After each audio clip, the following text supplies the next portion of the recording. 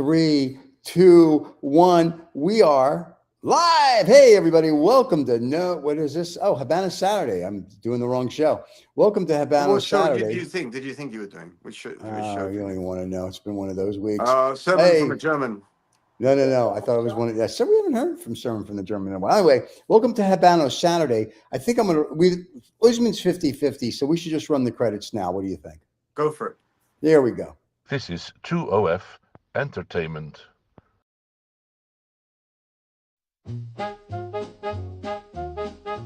Welcome to Habanos Saturday, the fastest growing cigar show on YouTube with over 100,000 subscribers. Come join us every Saturday live.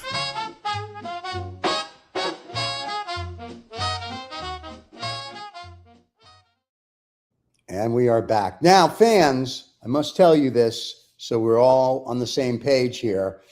Next week, we have a show.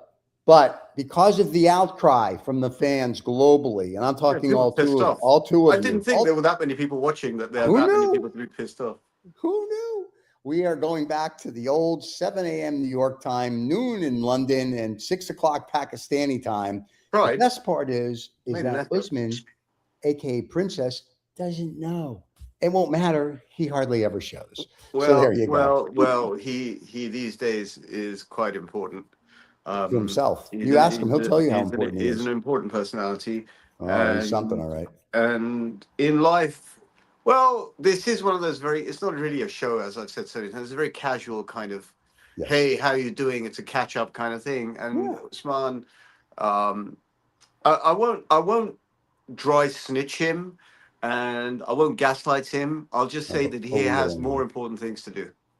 He does, and part of that is touching himself and singing show tunes. So, and that's more important in the show than that. Actually, you know what he is doing? He's there's a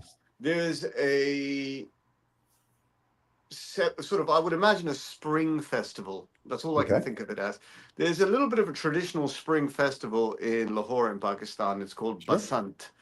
So there's a little bit of a mild deviation education. Yeah, it's a sort of the coming of spring kind of festival, and it's celebrated in Lahore with the flying of kites and kite battles. The string on the kite has got like powdered glass on it, and people try and cut each other's string from different balcony tops and things like that. Sort of, it is what it is. But I suspect and believe that Usman is wrapped up with family gatherings around those festivities. Right, I'm sure. The festivities. But here's the good thing. Ali, the cigar analyst, says, how are we doing, gents? We are doing well, Ali. Thank you for asking. Ali, you and the rest of the Middle East now in London can watch the show at the normal time. Next week we go back. So everyone's excited, I'm sure. Well, we tried, but the fans spoke. Apparently the numbers when we do it at that time, 5 times greater than when we do it at this time. Fucking hell, really? Oh yeah, I'm not even making that up. It is 5 times larger by doing it earlier than now. But what's the difference between larger and greater in this context? It depends what girl you ask. No, well, I'm thinking numbers. Oh, numbers. I'm sorry. So this show, when we do it at this time, when we look at, like on Sunday after it's all run all over the planet, it'll be 200 to 300. And then when we do it, when we do it earlier, 2,000 to 3,000. So that's basically what that means is people I don't know in terms of demographics necessarily, because you don't have a demographical breakdown, but it seems there are a lot of people in the sort of London time zone who sort of mid-afternoon like to glue in or tune in. And I think it's something like that. Yeah, so we figure we're going to go back. So so it's anywhere from seriously 5 to 6, sometimes 10 times the last couple of shows. People seem to like it earlier because we can see the demographics in, I would say 60 to 70% of our show when we're doing it live outside the United States. I was going to, as per the theme of this show and the little thumbnail that you've very kindly put up, we thought that we were going to, and we are going to, we're going to talk about Cohiba in this sort of build-up month. It's sort of like the 60th anniversary of Cohiba, which means that Cohiba as a brand came about in 1862. No, 1962. Fooled you, fooled you. It can't be 1962. It's 1966 if it's the 60th year. But with the 1862, you kind of Hold on. like, you went off in a different I direction. actually have the history right Well, here, of if you course you will. do. And Because most people, and you can dump that because most people know the history of Cohiba. no, they Um, don't. We told them the history of Cohiba. Most people don't have a That's clue why of the they know it, history. which is why they know it, right? But I Right. thought we were going to have a sort of a sort of a question in and people participating about or writing. Our viewers, what are your favorite Cohiba cigars? Favorite Right. vitolas? Which of the Cohibas do you go to? Is it for price? Is it for how sophisticated a smoke it is? How it looks in the hand? Right. And if you're one of the ladies, how good it looks as if you take a photo with it, holding it sort of like midair. Or something similar. Oh, you know what I'm saying? Rectamundo, because it is mainly sort of a top end brand. Cohiba, yeah, you thought I was going to go on one there. It is mainly a top end brand, if not the most top end brand, and for various reasons. Some good reasons, I guess. Some reasons are just superficial, but it's mainly due with the triple ripening of leaves that Right. go in the Cohiba, which gives it a much more smooth and complex flavor, aroma, smoke. Generally speaking, Okay. that is the most interesting thing apart from the story that I made up, which I don't think I made up. I think it's a pretty accurate story that in 1966, Fidel Castro was having he was having a smoke sitting at his desk with his feet up one day. His bodyguard walked in and Fidel Castro went like this. He said, so if I can translate from the original Spanish, he said, what the Hmm. fuck are you smoking there? It smells amazing. The bodyguard came over and said, try it. And he tried it and said, who the hell made this? He said, I've got a friend, yeah. No, El Legato made it, by the way. Well, no, that's the factory where it was made. But Oh, I'm I sorry. have a Go back to sleep. friend. A I friend. think Yeah. his name was Mr. Rivera, Right. and I got a friend, and in his backyard he rolls these and he makes them. I said, bring him over here, get him over. This is a reminder. This is a refresher story. Hmm. I've said this Yeah. story It's maybe a on year ago. Habanos Yeah, history. to Yeah. bring the friend. So the next morning he brings the friend, and what they do is they hang him upside down on the ceiling, and Fidel says, "Now tell me." What is so special about this cigar? And obviously, in a land full of secrets and where everyone tries to keep their own kind of thing going, right? In Yeah. this particular instance, hanging upside down in Fidel Castro's office was not going to cut the mustard. And he sort of like spilled the beans. And Fidel Castro said, we shall make them. And we shall make them in this factory, which I believe, unless someone could correct me, was set up the Laguito factory, which you referred Mhm. to. Yeah. Yeah. And that is kind of the history and the fast forward history. And then there was something about the fact that for the longest period of time, until about 1997-ish, Right. this cigar was only sort of like Castro's personal brand cigar.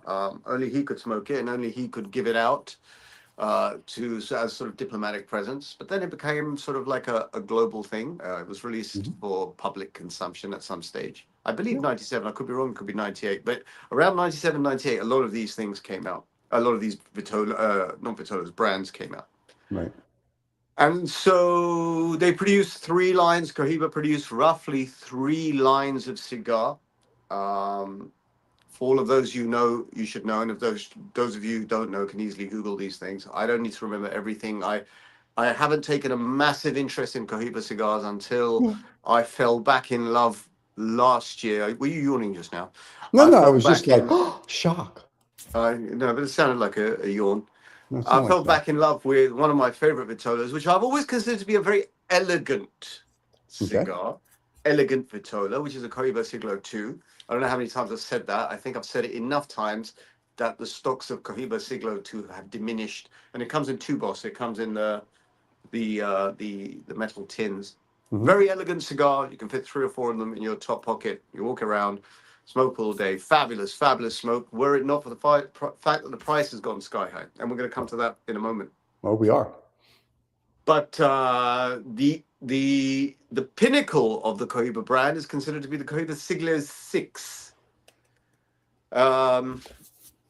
So those are the kind of Cohiba reminder bullet point stars. For those of you who've forgotten them out there, or those of you who know much more, will obviously write and say, Reza, that's the basic stuff. Tell us more. Well, why don't you tell me more? What are your Cohiba experiences about? Have you enjoyed paying 60 million quid for a stick of dead leaves? Have you enjoyed it? Have you enjoyed photographing it or with your expensive watch? Is it that type of product? Because it has become that type of product, that the ultra luxurious. So there's maybe three categories of luxury. There's people who actually don't talk about it and have the money to spend. Then there's those who want to project it, and then those who are aspirational. But when it comes down to the cigar itself, how do you smoke your Cohiba or not smoke it and just hold it and take photos with it? I wasn't just referring to the ladies, I was referring also to the wishy-washy smokers out there as He well. means the men. So the way the ladies hold it, I must say, we need to teach them a different way, because I don't think you're supposed to hold it that way in your mouth. Well, But, those what do I are know? your opinions, not mine. I'm quite respectful of everyone. Since But, when? Since when did you become respectful of Since everyone? today, since just Oh, now, today. since Really? Okay. since his Epstein files release, I've been very, very, very. You Very don't know careful who's going about to what get you you. say. You know who's going to kick you in the butt 30 years later for saying something which today is mildly acceptable.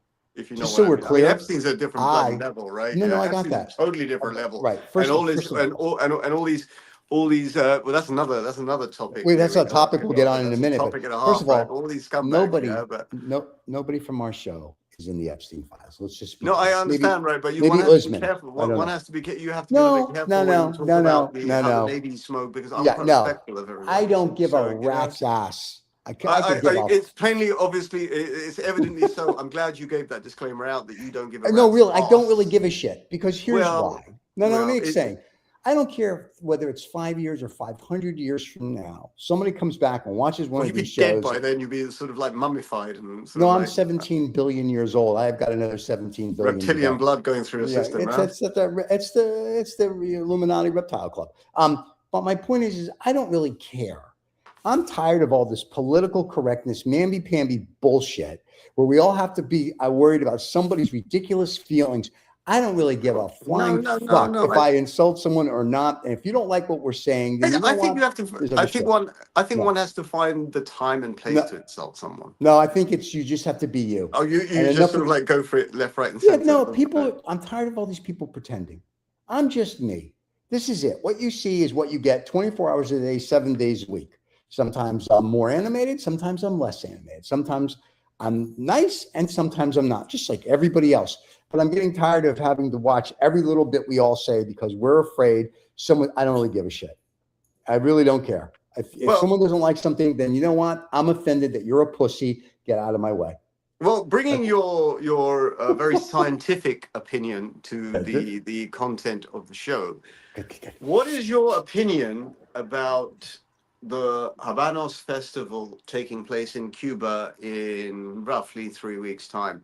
What is your opinion on the Cuba situation, the Cuba crisis, the modern Cuba crisis that's going on, due to the geopolitical tensions in the surrounding areas, the shortage of fuel, the fact that taxi drivers are not able to deliver a service in Cuba, there's lines at petrol stations, people are not able to feed their kids. I mean, this is a very, very sad situation. I mean, what I'm describing is kind of and I haven't been to Cuba, so if I'm going beyond, please someone stop me, message in.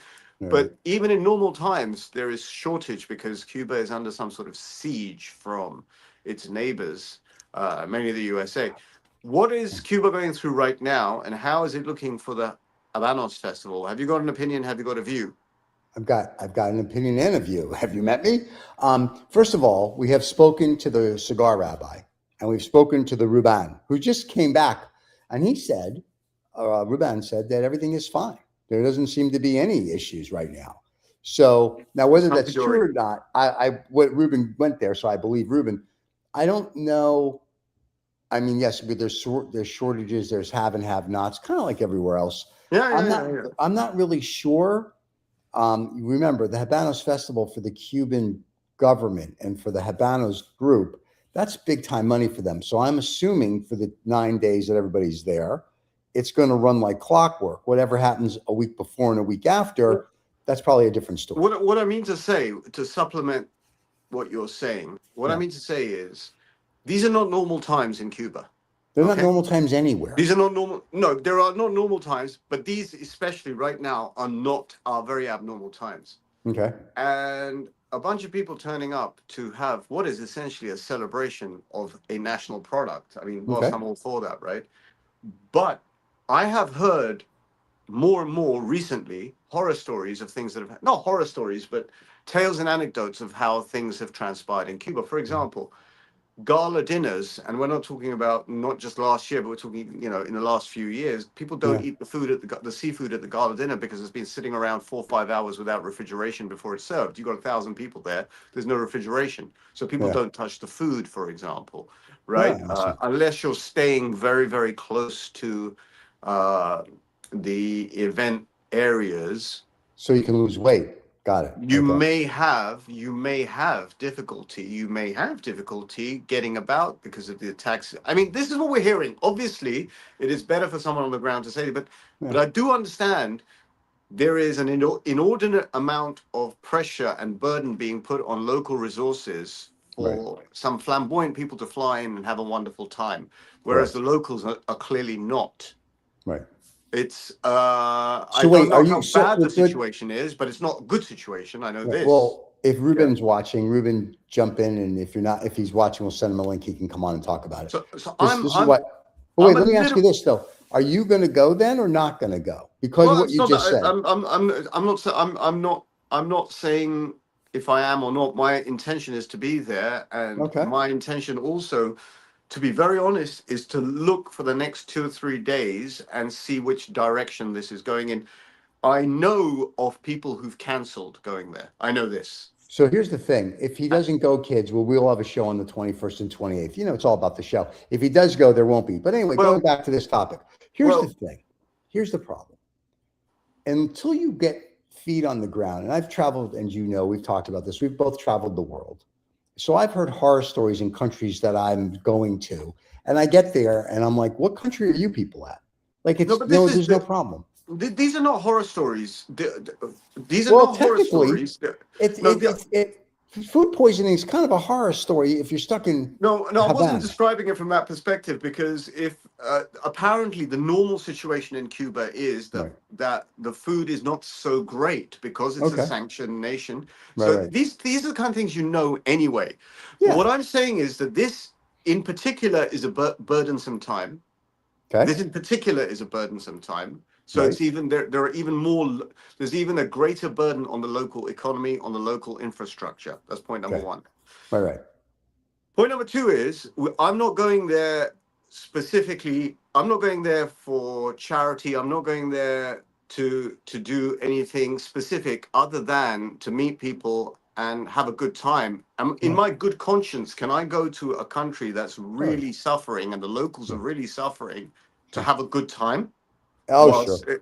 Honestly, these are real questions that are going through my head. I don't have a moral compass like that. When I went to North Korea, we had a blast. Well, then there's part number three. There's another layer for me. I'm fasting, so my expectation was that I'm going to eat once a day, or get up in the morning, have some eggs and bread. Is that at risk as well? Probably. And if the food is the way the food is at dinner time, I mean, hopefully I'm not going to die there, right? But am I walking into an unnecessary can of worms that is not going to have the payoff? Do you understand what I'm trying to say? Yeah, no, I get it. I think you're making it more than it is. I think you go with an open mind, knowing you're going to starve to death and you're going to have to resort to cannibalism. I think that is. I think if you go with that mindset, you're good. If you're going to pay $1,800 for the gala ticket or get it for free or however you're going to get in there by hook or by crook, just know you're going to get the cigars and all the paraphernalia that comes with it. The food you're not going to have, and that's it. If you go with that mindset, you're fine. I just thought it'd be an interesting thing to talk about on this show because we're getting so close to it. And also, what is clearly I'm not the only one thinking about it this way. Let's put it that way. No. Right. Because there are major London merchants, some major London merchants. There's not so much. Who have cancelled their trip. Really? Do you want to name anybody in particular? No, I can't. Wait, you can't. Okay, Riza, having sympathy for third world people living in poverty. Yeah. That's shocking. Fanboy says that's shocking. Why is that shocking? That's why I keep saying I'm not Mother Teresa, obviously. Well, right? She didn't have a beard. No, it's not just that. That's just one ingredient. That's one ingredient of a. For me, I'm trying to work out what is my upside for being there, other than having a wonderful time. I'm not going to have a spectacularly wonderful time because I'm fasting. Right. Let me explain. The cigar analyst says, I think Riz's concerns are reasonable, and then he laughs. Okay, so let me say this. One, if I were you, I wouldn't go. You're going to have a miserable time because it's already in your mind. Two, this way the show goes. I'm just saying. And this way you're here to celebrate my birthday, and we do a show on the 28th. I'm just saying that's the selfish part. The other part of it is, you and I, you and I have two different mindsets. You have apathy for the biological life forms on this planet. I do not. I don't give a rat's ass. If I'm going to go, sorry, I don't give a rat's ass. If I'm going to go there, I'm going to go knowing that yes, there could be some issues, but I'm going to make the best out of being there and enjoy the festival. I'm not going to worry about all this other stuff. Now, Cigar Rabbi, to his credit, you bring a couple $1,000 in 5s and 20s, you give them to the people to help them out. He brings toys and that, all for that, no problem. But I've traveled to places that I wouldn't send my best friend or worst enemy to. And over the years, I've gotten to a point where you just get on the plane. Like if it's something you really want to go to, get on the plane and make the best out of it. Now, because you are fasting, that may be a little more difficult where I'm not planning on it. So if I go, I can just eat. But also now if I go, and I was talking to the Usman's name that I can't pronounce because you know how it goes. So I was telling him if I go, I'm only going to go for 2 or 3 days because I have no tickets to anything. I would just go to meet everybody and then come home. But I'm not going to expect anything other than it's a third world country. I got it. And I understand there's poverty and I understand all that. And Rizza left because she's very upset. And I understand that. So I know. So I understand all that. So going there, I already had that. So I'm going for what I'm going for. And that's how you have to do it. If you go any other way, you're just going to have a miserable time. Well, it's not about me. I thought for the show, I would go through the merits of what is going on in Cuba right now. And I'm getting market indicators of others, specifically out of the UK, specifically out of London, who have second guessed the issue and are not going. It could also be, and this is maybe the continuation of this. This is where the Cohiba line falls back in. The exorbitant pricing of certain brands of cigars, like the top end brands like Cohiba and Behike, etc., Behike being part of Cohiba, is that I find a lot of the merchants, quite rightly, are hammering the stock up on cigars. They're hedging big time on stocking up on Cuban cigars because of the sort of there is an imminent crisis or there's a feeling of an imminent crisis. Right. And as Ali says, the Orange Man is not helping the situation. The Orange Man might be helping at least the retailers because the price of their stocks is flying up. And whether that's a bubble that's waiting to burst or something else, that's another discussion for another time. That's the economics of cigars. Right.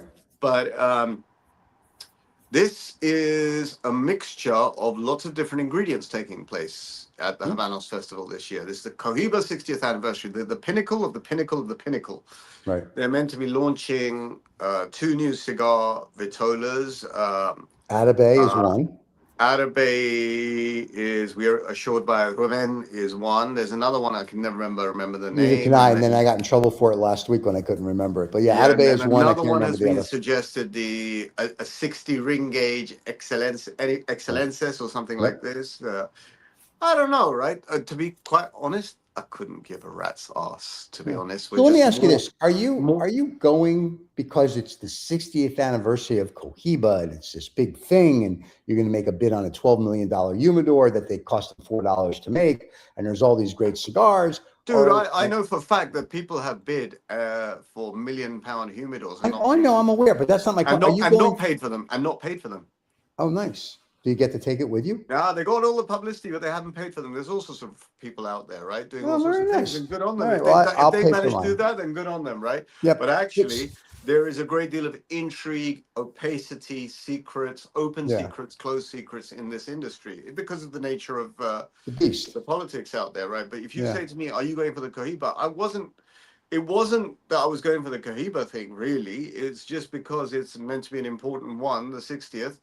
And I've been coerced to go in the nicest way possible and encouraged to go. And so all these things that are coming up, I don't know if it's, I genuinely don't know what is going on. I'm pretty confident that the festival will happen. I'm pretty confident that will happen. And if it doesn't happen, you're going to hang out with a bunch of guys and smoke cigars. How bad can that be? Yeah, that's fine. It is what it is. But I have a feeling, I don't know if it's going to be like this. I have a feeling it might be scaled down. See, so in here That's lies what I think the compromise might be. I think it may be a scaled down version. I have that feeling. In here lies the rub. Unless there's a revolt during the festival. The peasants are revolting. Yeah, the peasants are going to come out with pitchforks and torches and whatever and come after everybody. Dude, anything can happen. If you've seen Godfather 2 when Michael Corleone goes to Cuba, you will see that there are arrests being made on the streets. But that's a different world, obviously. That's the movie world, right? Yeah, that's a little different. Thanks for helping. Anyway, but my point is that you're going to enjoy. Go enjoy. Like life is to be It's not in my enjoyed. nature to enjoy. It's Okay, in my then nature be miserable and sit here. And on the 21st, we'll do the show and make fun of everybody in Cuba. All right, either way works for me. But we have an ambassador. We have listeners yes, who may or may there not is 99% chance I'll be there. But we have an ambassador who is like a stalwart ambassador. He's always there. He may not be on the show, but he'll be in Cuba.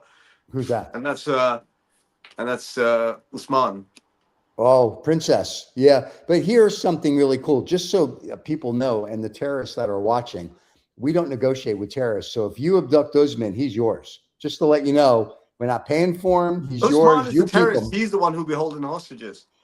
Please, Princess, his beard, his nails, his hair, too much work. So I'm saying if there's any Cubans that are going to abduct him at the festival, contact the channel for ransom. I'm just letting them know in advance. He's yours. Honestly, after all the doom and gloom, I really do wish and hope that everything goes quite smoothly and it's quite good fun. It may be quite interesting. It may even be more interesting than normal because it's the 60th anniversary of Cohiba. But the sword of Damocles is hanging over everyone's head. It makes a little bit of tension, sort of creates the spice in life. And, you know, the fact that you could one night just be woken up to American troops storming into Cuba. That would be awesome. Well, then I become the cigar that czar. Would not be, that's not No, awesome. I'm the cigar czar then. Are you kidding? This is great news. Everybody go to Cuba. This is a beauty. I can be brought in with the Marines and I can go to my favorite factory and start getting cigars right away. This is beauty. I got to call Donnie after the show. I think you should write a personal handwritten note to the White House and say to Donnie. You mean to Donnie? We're very close. To your president. My president? The Federal Reserve? President. Oh, let me get a close up. Your president. Your president is there. El Presidente. Yes. Your president. He's on that side. Yes, he is. Your president, and say to him, listen, if there is anything I can do, I would word it like this. If there's anything I can do to help diffuse the Cuba situation by perhaps gently taking over the distribution side of Cuban cigars, then even though I may be reluctant, I would be reluctant. I will reluctantly acquiesce to your appointment. I would word it like that. I'd word it in the sort of Peter Mandelson style, you know. I did. In fact, just so we're clear, when I had dinner with him 2 nights ago, almost exactly what I said. Peter other Mandelson than or no, with Donnie, because Donnie and I are tight. We were talking about Melania's world premiere movie and how well that did. Anyway, so I said to Donnie, Donnie, blah, you should put the Jew in charge, because then cigars for everybody in America. What do you mean another one? Another. He said another. Well, he has to report to us anyway on a daily basis. You know how it is. We run everything. We have space stations. So I was like, Donnie, let's do this. I mean, and listen, Cuba taking it over 2 minutes. I mean, like, you don't even have to send like the Marines. You could probably send like the National Guard. They could go do it. And I'm not talking like a real National Guard. I'm talking like, you know, a bunch of fourth graders. They can go over there, let the whole army out. I believe well before this discussion, I believe for the past few months, many discussions have been taking place in diplomatic circles. Oh, I'm sure. Lots of deals are being struck. Lots of deals are being unstruck. The magic wand in this is Donald Trump, because he seemingly does have his own mind, right? Which is good. Which is departure from other presidents. I mean, he has his own mind, whether you like it or not, whether you agree with it or something else, but he does have his own mind. And that's the sword of Damocles. Let's call it the sword of Trump. Let's rename sword of Trump. I think he'll like that. I think he'd like that, right? I mean, Donnie, I'm not trying to tease him, yeah. But what I am trying to do is grease the wheels for you to get your letter over to the White House, okay? Yeah. We have some dark arts here in the UK as well, and I'm not talking about this Peter Mandelson sort, right? I'm talking about the dark art of speaking properly. We're able to perhaps grease your wheels. Thank you very much. Into a prominent position, whereby instead of having all these shitty cigars in the USA, you can have some proper ones from Cuba.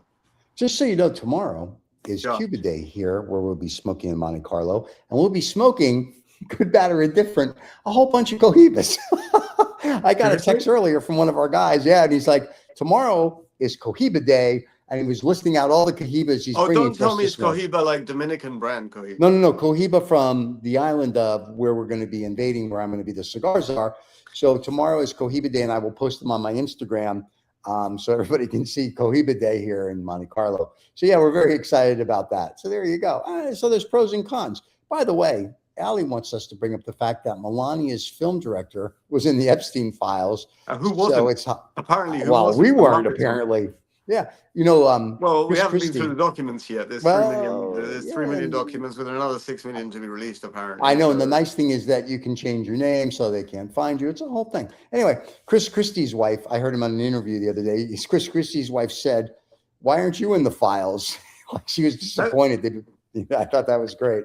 I'm going to use a very controversial word in a moment, yeah. But have you noticed since COVID? So this is in the last 5 years. 6 years ago, yeah. Every fucking 6 years, every year. In fact, I would say every 6 months has in human existence been deteriorating to a more ridiculouser level. I like that word. I mean, it's a very no. It's just getting ridiculouser. Yeah, right. Okay. And you rascally rabbit, you. Yeah, I'm watching the news. I mean, I know it's a cigar show, right? But inevitably, all the fuck that's going on, right, is kind of tangled up in this. Yeah, how the British monarchy is falling apart, how the British political system is falling apart. So it's all falling apart here, right? Now, the reason I'm having a bit of a sympathetic moment for Cuba is that it had already fallen apart, right? And with the additional pressure of fuel shortages and food shortages, my God, I wonder. And obviously, what we are hearing in the news here is perhaps different. I stand correct. I can, I'm happy to be corrected on these things because what you hear is not always accurate. You have to kind of, sift your way through the bull crap, right? Yeah. But it's not good news, is it? Not really. Here, I have a question, and I mean, I read and whatever, and I've read. I'm still trying to figure out why we have an embargo from 1962 on Cuba. I mean, I get Russia. They invaded the Ukraine. Donnie's upset because Putin didn't, do what asked. We were dealing with we dealt with Russia for years. We dealt with, Venezuela, Argentina. I can go through all the communist countries we dealt with. And for some reason, this little island, 90 miles off of the coast of Miami, this island of a few million people is going to overthrow America. No, it's And a good question. I don't What's your understand the answer? embargo. Is it historic? It's obviously there's some degree of historic insecurity, I guess.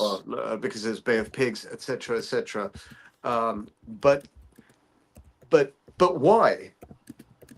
I But don't know. really, Let's why? ask, Now we have ChatGPT. understood. Yeah. Now we've understood that the most powerful people in the world and the most powerful institutions in the world behave in an opaque way. Yeah. See, this is bull. We always understood Yeah. this, but now we've seen it, right? Okay, again and again and again. Yeah. Is there some sort of Yeah, this is all standoff bullshit. deal with Cuba If you where read this, so here's the problem. U.S.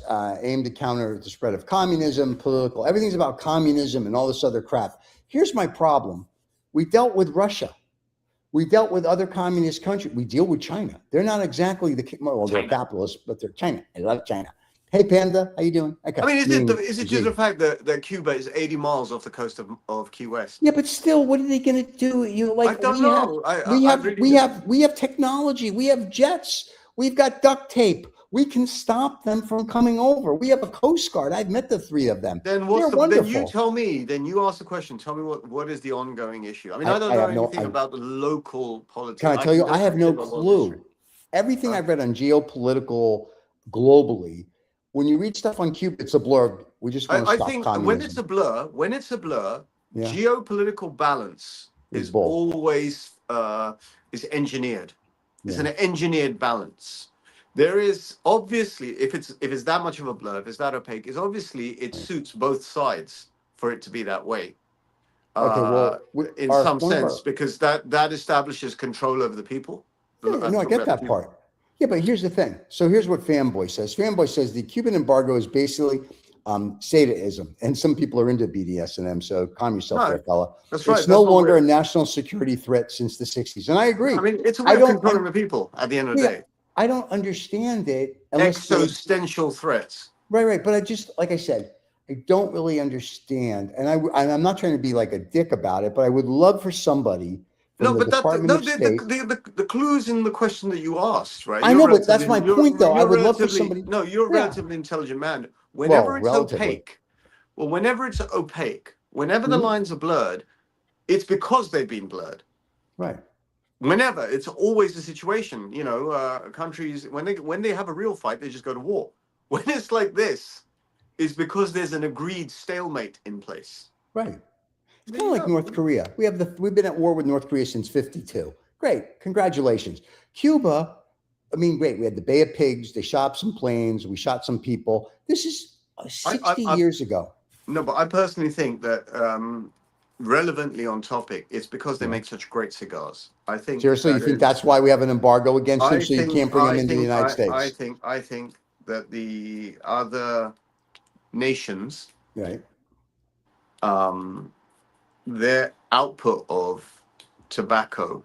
Yeah. I'm going to say something mildly controversial. I'm not used to saying things like this. Oh boy. I believe that it may not be of. Let's be as diplomatic as we can.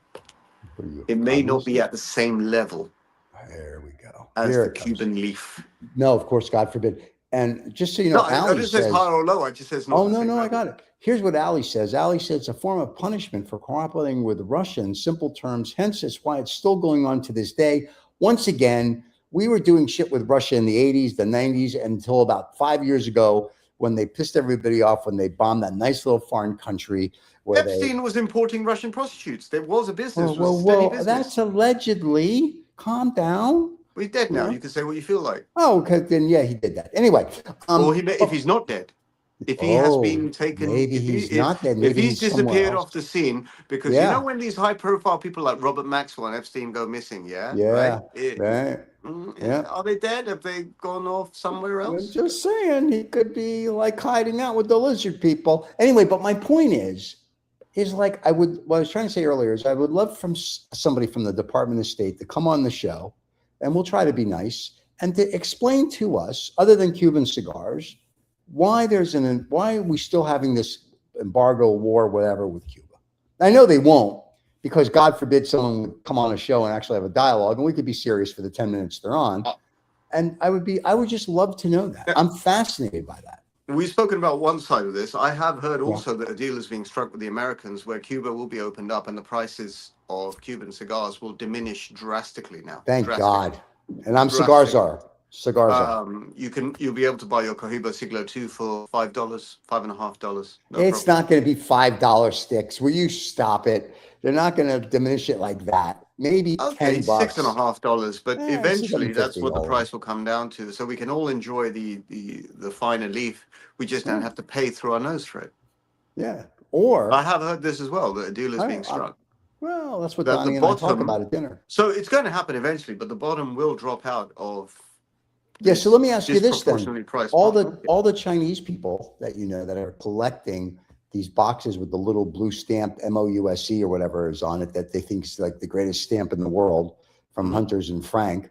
So you think that their collections are going to drop price value, or is it going to be a You cyclical see, the thing good thing about collectors, generally here we go. speaking, the good thing about collectors is they're not necessarily collecting. Most of the time, they're not collecting to sell their stock or sell their collections. They're just collecting to collect. They're collecting like you collect baseball cards. You know, you might trade a few baseball cards to get the ones you want, right? But your aim was never to sell them. It's to display them, to walk around them from time to time, to tell your friends that the card that you don't have is the card that I have. Yeah, not It's really. like car collectors, painting collectors, right? You know, you may have all the Ferraris, but you don't have the F80, which I managed to get on order. It's like that kind of thing. Right? You have an F80 on order, really? Why? Well, there you go. So it's it's that kudos level, right? So collectors don't really give a rat's ass right. or a flying fuck what the price is doing, as long as What's they can language? have the collection curated the way they want it, right? It's really the merchants and those hedging with large amounts of money. I would have thought the importers. Right. Who know their cigars and know where their stock is coming from and know what their allocations are every year. I'm sorry, I'm sounding like as if I'm in the business, but I'm not in the business. Yeah. But those are the ones who are, well, they're acting like. Hey, I've got a question for you though, while you're pondering. So I know speculators, you're they're not. speculators. Yeah. I understand you're not a fan of non-Cuban cigars. I understand the No, Dominican. I am. I love Davidoff cigars. Okay, calm down. Yeah, the check cleared, Tom. Thanks It's from one of the our boy finest Roy. brands to Yeah, have okay. existed. The check cleared. Roy's already paid us. I think it was a genius move to have moved their production from Cuba to Honduras to Dominican Republic at the time that they did. Nicaragua. Anyway, just so Davidoff you know, cigars. yeah, Nicaragua is where they buy them now.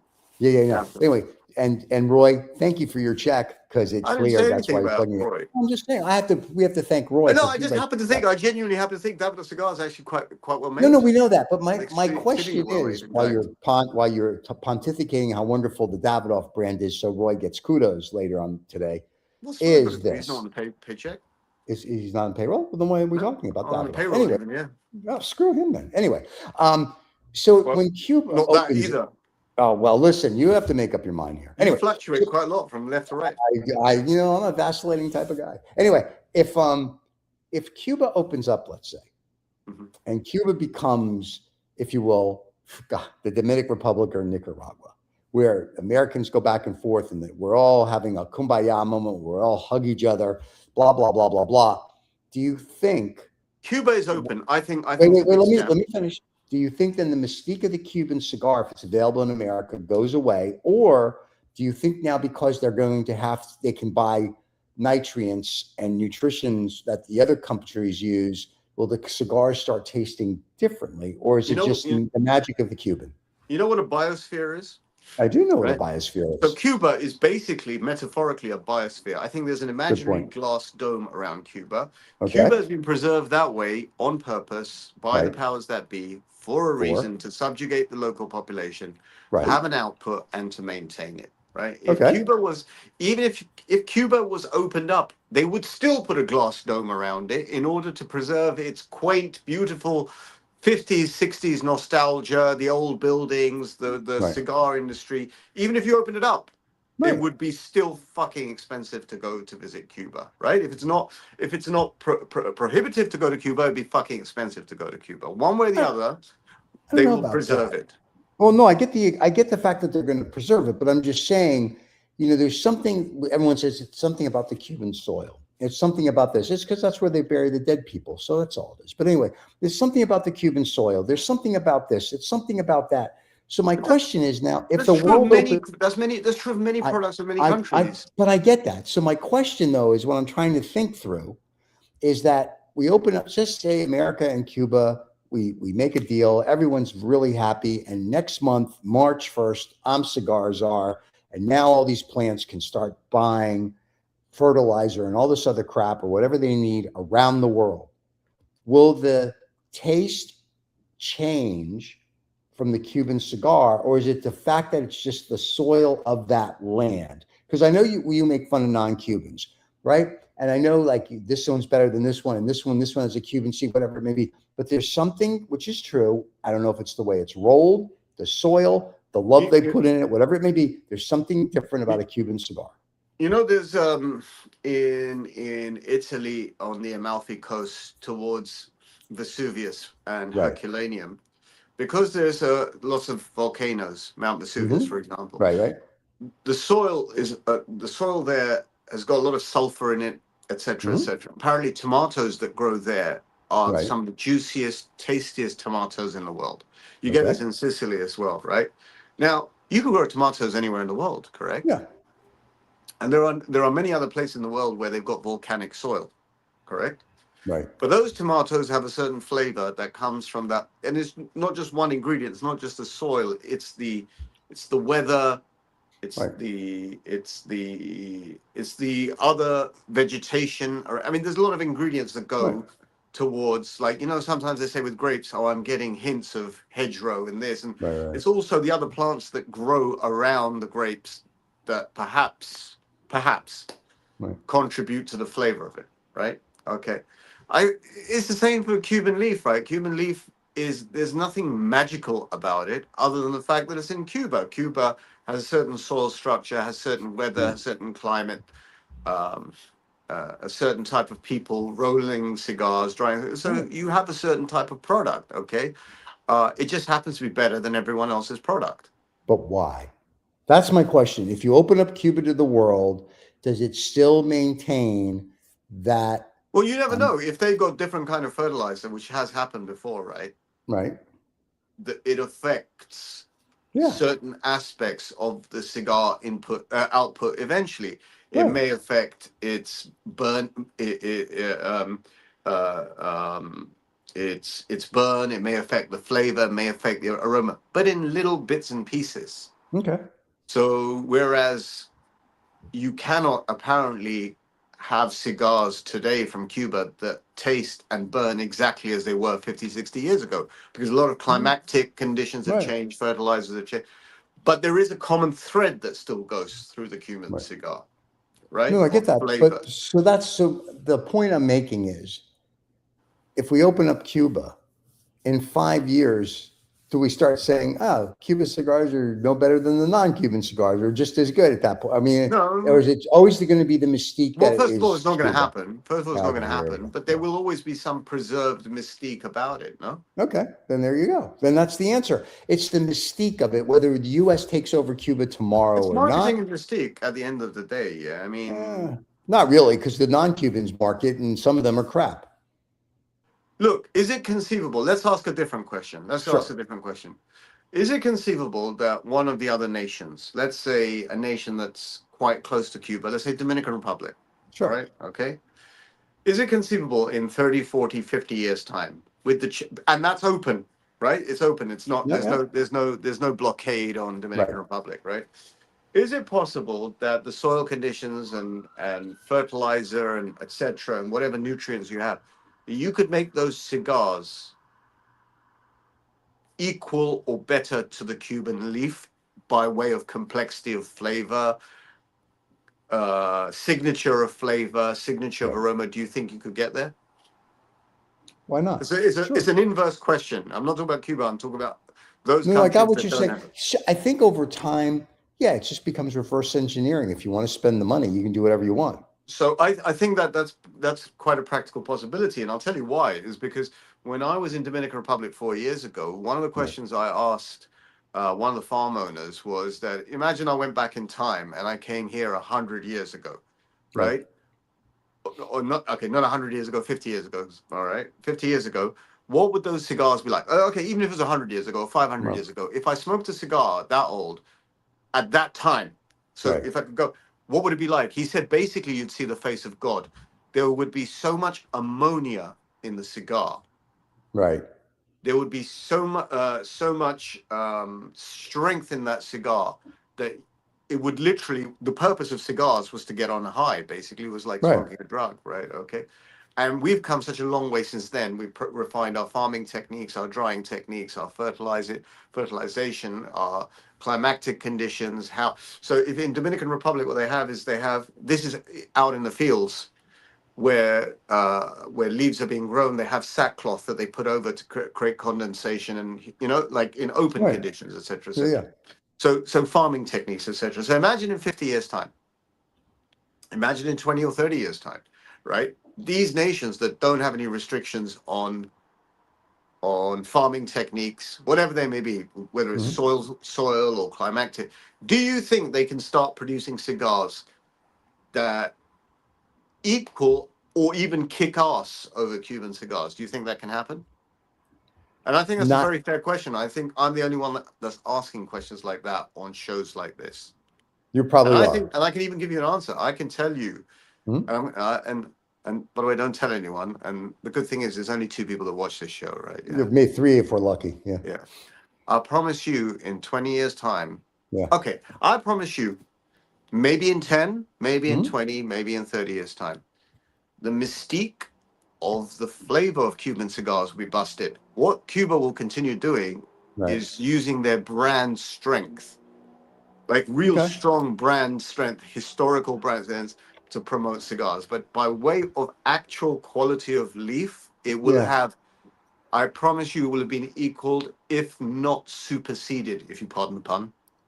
Then you're gonna have to whatchamacallit. You're gonna have to start saying that non-Cubans are good cigars. I won't be here. I'll be gone by then. Really? I'm gonna miss you. I'll be in the soil by then, mate. We'll But still the be thing is doing the this. show, and I'm gonna miss you in 30 Well, years. we Then. can. By then, we'll have AI doing the show. We'll Oh, that's have, fine. Then I can take off. I can Max take a Headroom. holiday.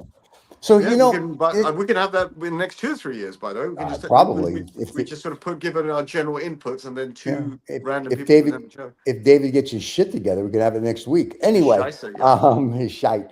So it's interesting when you talk about that Thank the you. brand. Thank you. No, thank you. Thank you. I No, appreciate your compliment there. excellent. Very That nice. was an It is excellent point. interesting. I must tell you, I was fascinated, riveted, and I don't know what you said. Anyway, so you talk about the brand and the Cuban. So it's kind of like, and calm down before you jump all over me on this. Ferrari, Lamborghini, and all these luxury cars, even Rolls Royce, they're starting to lose over the last, say, 10 years their luster. They're not what they No, well, used to to be. you, they may be China are making better sports cars today. Yeah, but that's not Rolls. That's what I'm saying.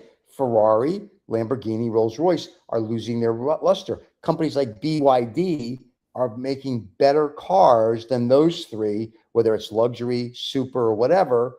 So what they're doing now, and the cigar market, the Cuban cigar market is replicating this big time, right? Yeah, and everyone learns lessons from everyone else.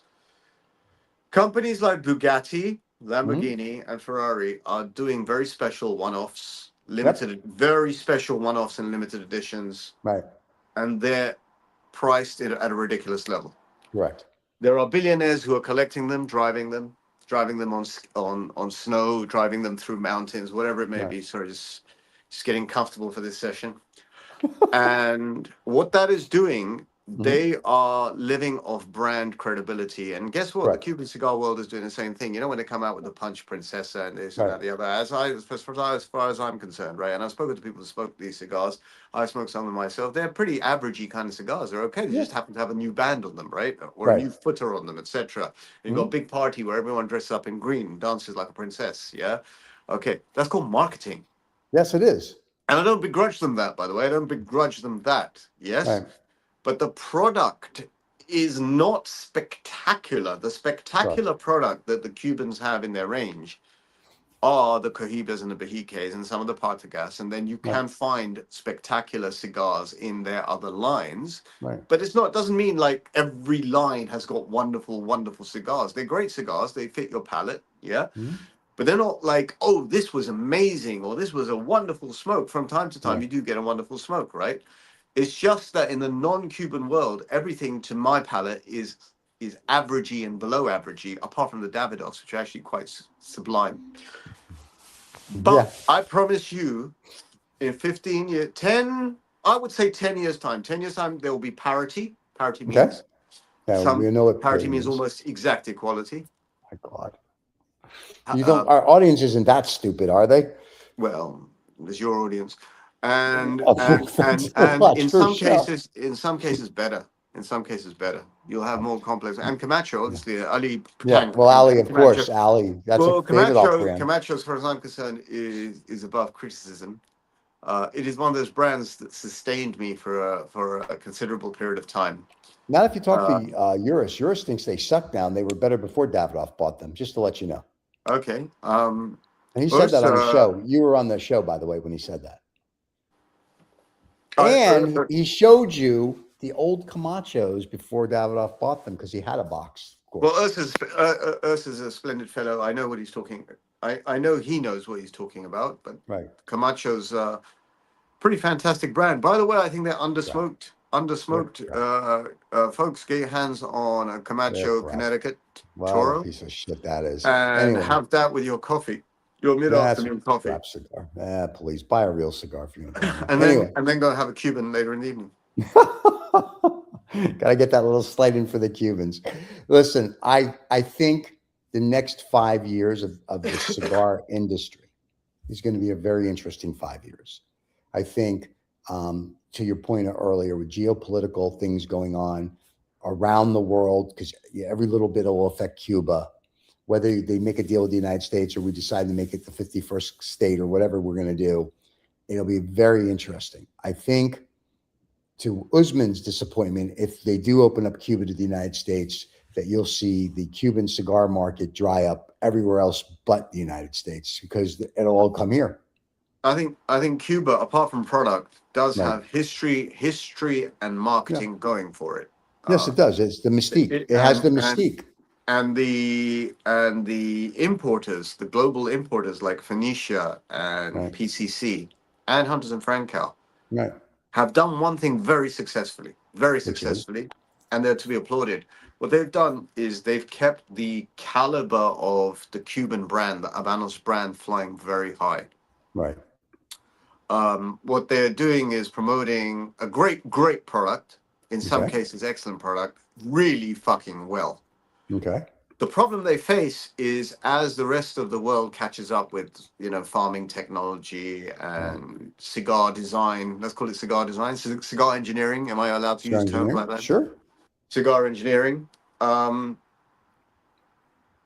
They will gradually catch up. They will gradually overtake, in which case the Cuban cigar industry will have to rely even more heavily on its history and its inventiveness. Right. Gonna have to live by its wits. There may be a bubble that pops, but it will pop not instantly. It'll be a slow shriveling up of the bubble. But you're at a bubble now. You're at a peak. I mean, like some of these cigars that the Cubans are producing, to your point, they're dried leaves. But you're getting to a price point where you've told me, like, it's getting ridiculous. I'm going to smoke X. There's an inflection point coming, I reckon, in the next 6 months. I reckon there's a point of inflection. I think it's crazy. I think that's why Davidoff, I'm going to pick on I like Davidoffs, and you know that. The Year of the Horse this year. It's a splendid brand. Okay, you don't listen. Roy sent the check. You're fine. Anyway, the Habanos, this year, the Year of the Horse is literally half the price of last year's, whatever, the Year of the Suck, because it was a terrible cigar. Nobody wanted to buy it. This year, they made a great stick for half the price, and people are like, oh, I want to buy it. So I think the cigar manufacturers are finding out there's a point where people go, I don't care how much money you have, they're just not going to buy it. And I think that's going to go for the Cubans. I think the Cubans, even to the billionaires, are going to price themselves out of a marketplace where people are like, I'll find something else to do. Having said that,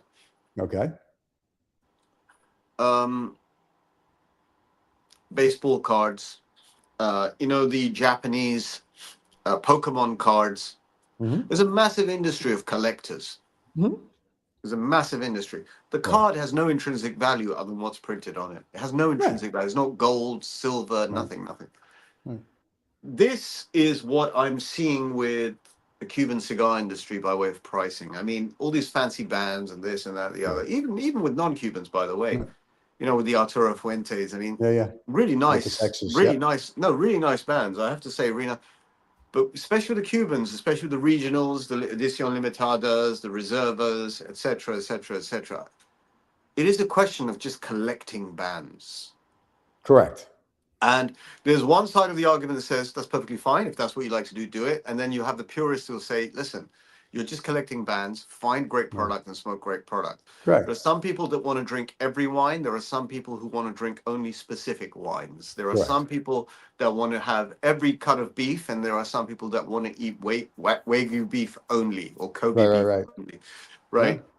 It's to different tastes, and the industry, and that's why I'm saying the Cuban cigar industry as a whole has done something really well. It has really entrenched its marketing into the psyche of its audience and of the new audience. Right. So even though you may start with, sort of like New World or non-Cuban cigars, right? And that's normally because of price point, if you're... if you're just looking at cigars, they all look the same. Where can I start? I'll start at something that costs $10 rather than something that costs $600. That's reasonable, yeah? Right.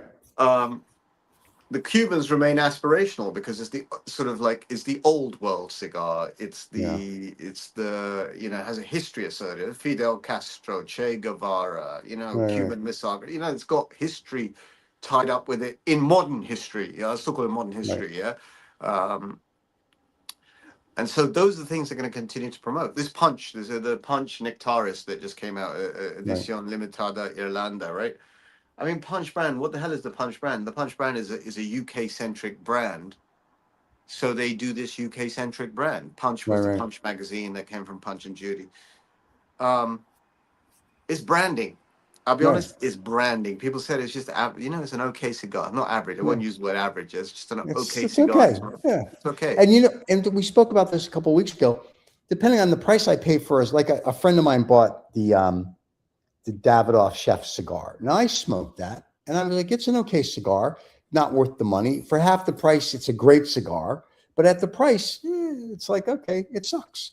And so it's the same thing that's going to happen with the Cuban cigars. You're going to get to a price point, I don't care how great they are, people are not going to spend 250 pounds every day to smoke a cigar. I mean, some people will. World economics will change. Yeah. World economics will change. It's just a question how fast and when. That's all. But I think they're starting to now, though. Yeah. Well, you say that because when we speak to people outside of the show, and I speak to people. I think something. I think something significant is going to happen because right now, because of this state of geopolitical flux, uncertainty, prices are going up. But they're going up right now because there is artificial uncertainty. Inflation, right? It's been created in an artificial way, right? Okay, it's not that there's been a bad crop or that there is some ongoing systematic issue. It's because it's being created artificially, and therefore there's a downside. On the upside, there is always a downside somewhere coming. Yeah, I'm not smart enough to predict how fast it will come. I'm not smart enough to predict at what severity it will be, but I can tell you when you go up a hill, eventually there's another side of the hill where you have to go down, right? Okay, you can't continuously go up. Right. But this is almost like the 1980s when I first started to smoke cigars. Everybody, like I smoked a year later, everybody's starting to smoke cigars. And then toward the 90s, no one smoked cigars. And then all of a sudden in the 2000s, it went up a little, then went down a little. Now I have a feeling it's to do with the smoking anti-smoking lobby. Well, that and COVID's. I think when COVID's happened, everybody's like, I got to find a hobby. You're saying since the late 80s, and that period, the late 80s throughout the 90s, probably because of. But I'm just saying, though, it ebbs and flows. If you really want to smoke a cigar, you could care less about anti-smoking. Who cares? But it creates an influence. It's not you. I get it, but then those people. Then those people that can't do what they want to do, that's legal. It's not like an Epstein thing. Who can do what they want to do? That's because it's legal. Then you're a pussy. And the peer sorry. pressure, the level of Once peer again, pressure changes. pussy. I can't help it if the people are pussies. They got no balls and they have no backbone. If you want to smoke a cigar, go smoke a cigar. Who cares? Peer pressure. There's no peer pressure. No, I was merely trying to explain There we the dip down in the I got 90s. you dip down I right suspect here, it's pal. to do with all these anti-smoking and Yeah, all these that smoking kind of like. pussies. You remember when cigarette brands used to be advertised on the side of F1 cars, and then suddenly Yeah. got taken away. The Joe Camel. Yeah. So I remember, He was a cool cat. we live in a Pussy very society. fluctuating society, Pussy. fluctuating world, and it's fluctuating faster and faster and faster in different Yeah, to the directions. pussy side. To the pussy side. I It's just what it is. I don't disagree with you. You can put it more eloquently if you'd like, but it's just point blank. That's what it is. We live in a society now where everybody's just afraid to do anything because they're, oh, am I going to offend? And hey, listen, I don't care. I want to smoke a cigar. I'm going to smoke a cigar. I want to have a scotch with my cigar at 9 o'clock in the morning. I'm going to have a scotch, which it's 7 in the morning. I have a scotch and cigars. So I'm okay with that. That's me. And if someone goes, oh, don't worry about it. I'm okay. It makes me feel good. It does whatever. I'm good. I'm not doing anything illegal. I'm not, human trafficking little girls like Epstein did. I'm not doing any of that. I'm smoking, as to your point, a dried leaf, drinking some stuff out of a place called Scotland. As far as I know, there's no war and embargo there. Yeah, I so think who cares? I think all this has gone political correctness has gone too far. Yeah, I agree. It's just gone way overboard. But we'll find some sort of middle ground eventually. After I don't think so. I think it's going to get worse, unfortunately. I think it's getting worse, not better. It's almost like I know that it is getting Stallone worse. movie. It is getting worse. Yeah. And I don't think we've seen the end of it. But I think it will settle out eventually. Right. And Ali says he's with me on this. Thank you, Ali. See, this is why we have good fans, because they listen to the voice of reason, and I'm not it, so I don't understand it. But anyway, no, I mean, I think we've pushed, whether you want to push, say, left, right, middle, what, we've pushed so far to one side. The problem is that when the pendulum, really, you're going away on my big thing here, on the pendulum swings on the other side, that's what happens. So hopefully, as we go back to normal, that'll be that. Rizzo, are you coming back, or am I just killing the show? No, You are. Look I at was that. focusing in. That was my only way of focusing in on, you were like. No, dude, I can do this if you really want to focus. Ooh, look at that. Now you focused. Okay. But anyway, no, I'm just saying, no, seriously, you're killing me. But I think that's what's going to happen. The pendulum, I swear to God, the pendulum swings far left or far right, and it never stays in the center. For the people on the podcast, you'll have to watch this episode to see what's going on to understand why we're busting each other's chops here. But anyway, I think that's part of it. And hopefully one day, oh, you're killing me, pal. We're going to get to a point where we can all just get along. All right, that was my statement. There, feel free now to, bring your Trump doll out. The thing is this, you think you got control of it. I got control. I know. Boom. No, we all have the control because we all have the main master board in front of us. So we can push whatever we want. Usman's out flying kites in the Lahore night. Well, Princess he's got a different way. So next week when we do the show early, we're not going to tell him. We'll just see if he happens to figure it out. Jean-Marie, a little shout out to Jean-Marie. Jean-Marie's taking odds on whether Usman's going to be on the show next week or not. Oh, I know that. The over on this. So remember, fans, next week the show, 7 a.m. New York time, noon London time, and 6 o'clock Pakistani time. Why we're telling you that, I don't know. Usman's not going to show up. So whatever time that is,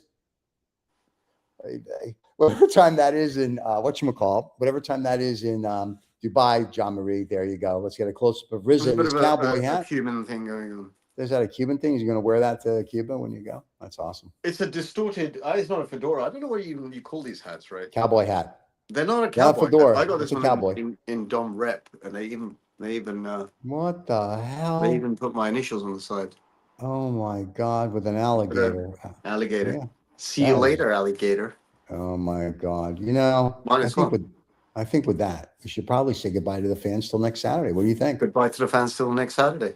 Wow, that is awesome. Now I got to push all the buttons. Fans, thanks for watching. Don't forget to subscribe and like. And for all you people that keep asking the important question, here you go. There's the thing for the merch. There's a little QR code up there if you want merch. If not, we don't care. Anyway, thank you for watching. We'll see everybody next Saturday at the old time, 7 a.m. New York time, noon London time, 6 o'clock Pakistani time. Figure it out where you're on. The rest of the world, John Marie, you're welcome. Now you can be part of the show. Urs and the rest of you, you'll all be able to be part of the show again. And we'll see everybody next week, with or without Princess. We're not sure. So everybody, cheers.